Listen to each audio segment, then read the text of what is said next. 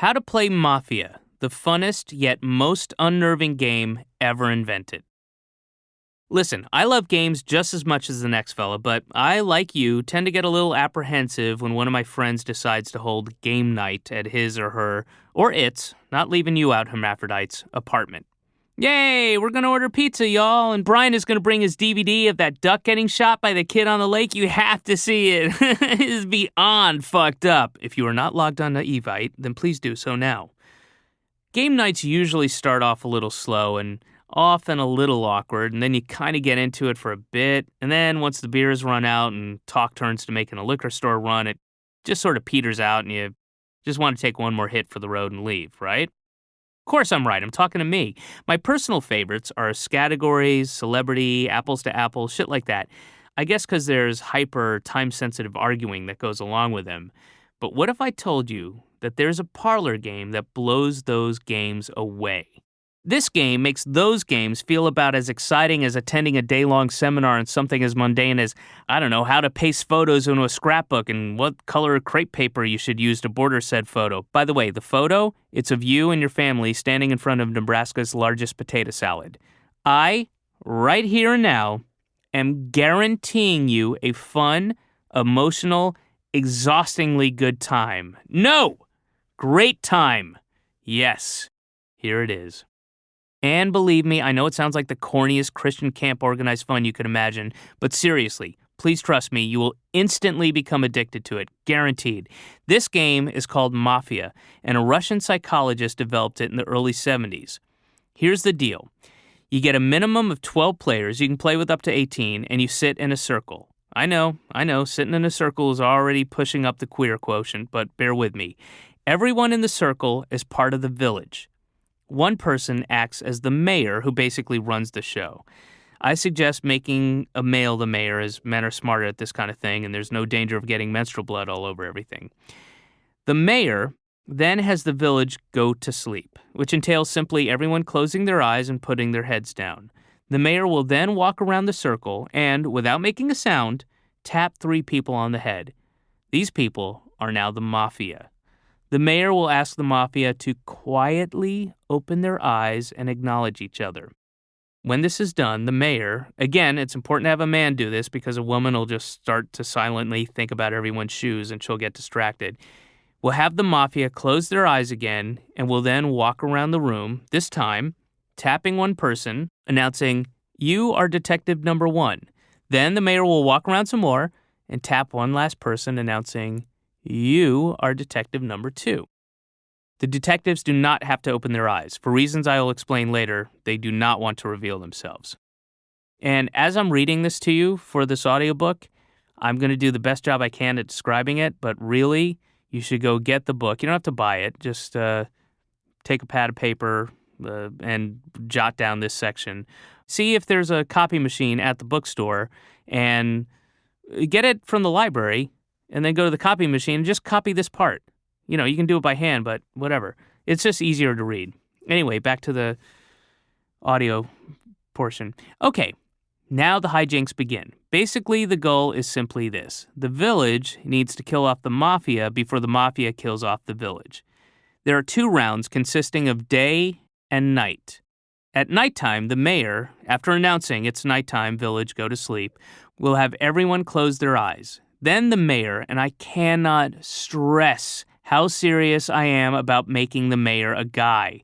Because at this point, a woman will start to bitch about something she just read in Us Weekly and take everyone out of the game. Anyway, the mayor will have just the Mafia wake up and ask them to silently choose one member of the village to kill.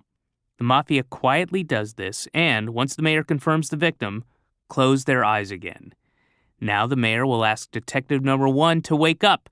The detective is allowed to pick one person, ask the mayor, again in silence, if he or she is in the Mafia. They just point. The mayor either shakes or nods his head, tells the detective to go back to sleep, and then awakens the other detective. This action takes place each round until the detectives are killed off. More on this later, but right now it's time for the second stage, morning. Actually, before I talk about that, let me just say the cool thing about the detectives is that no one knows who they are, and they kind of have to keep it that way. If a Mafia member suspects someone of being a detective, then the Mafia will kill them, but the detective does need to have enough sway so as to help the innocent or lay suspicion on the guilty. They have the hard evidence in hand. They have to try and subtly lead the village to the truth.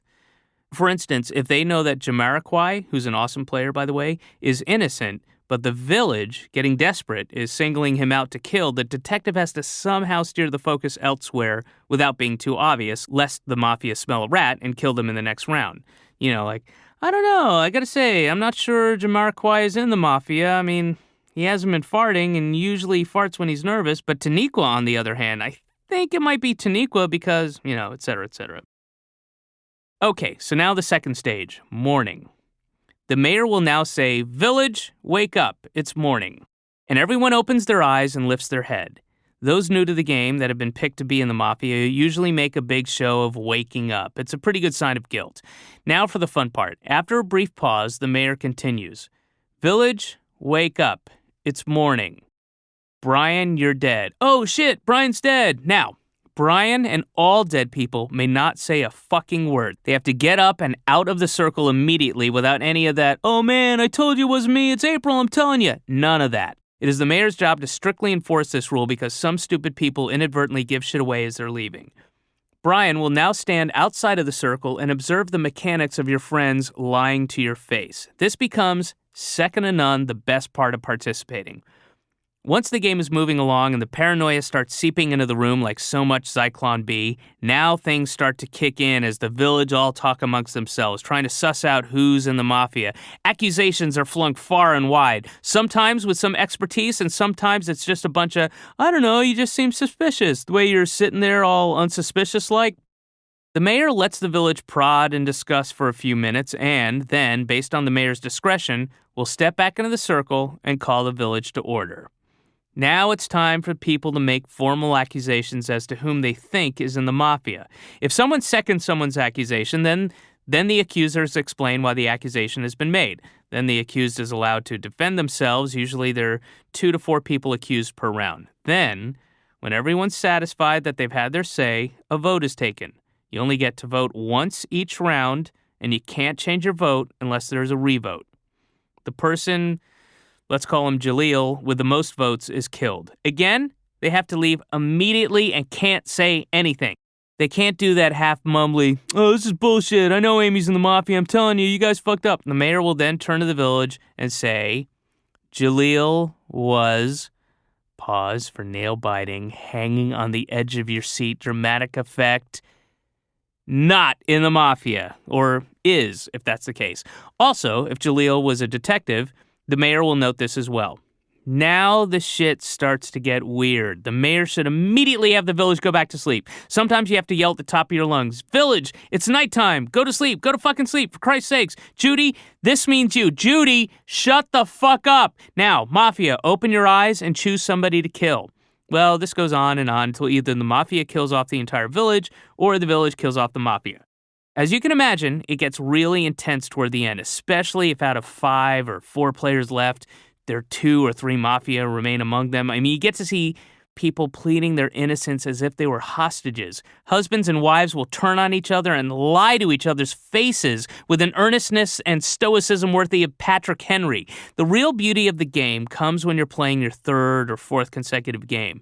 Each game lasts anywhere from half an hour to 45 minutes, give or take. And you've had an opportunity from the sidelines to watch how slick, or not so slick, your friends who are secretly in the Mafia are. Truly, the best moment in the game, outside of being alive and on the winning team at the end, is after you've been killed and have taken your place outside the circle, and your anger has subsided, and you've gone to the kitchen with the other dead people milling about, pleading your case, and you've guessed incorrectly as to who's in the Mafia, and then the mayor says, "It's nighttime, village. Go to sleep. Mafia, wake up and pick somebody to kill." And you watch as the people you weren't even close to guessing slowly and quietly raise their heads and pick off one more villager. Oh my God, I can't believe it's Tanya and Patrick and Leslie? Those fucking assholes! Can you believe that line of shit she was feeding everybody about being too tired to be in the Mafia? Fuck! I can't wait to play again.